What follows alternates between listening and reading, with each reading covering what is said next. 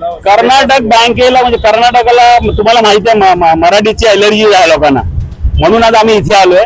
त्यांना आपण इथे आल्यानंतर लक्षात आलं की जे बँकेचे प्रमुख म्हणजे व्यवस्थापक आहेत ते मराठी आहेत, कांबळी आहेत, म्हणून थोडासा आमचाही थोडासा आम्ही थोडा राग आहे केला.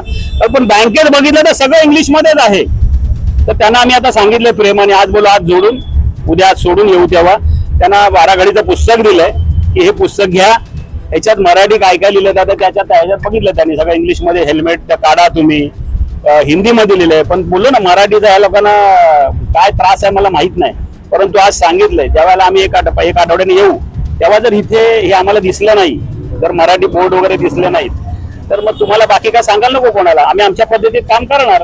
बँक याचा अर्थ असा नाही की यांनी काही करायचं. महाराष्ट्रात तुम्ही येताना आरबीआयच्या गाईडलाईन्स आहेत, त्याचा मराठीचा वापर हा झाला पाहिजे. महाराष्ट्र गव्हर्नमेंटने पण सांगितलं ना, आता जर आमच्या राजसाहेबांनी सांगितलंय तर मराठी हे सर्व बँकेमध्ये झालंच पाहिजे. आमचा आग्रह आहे, नाही अट्टाहास आहे की तुम्हाला करायचंच आहे आणि ते आम्ही करून घेणार.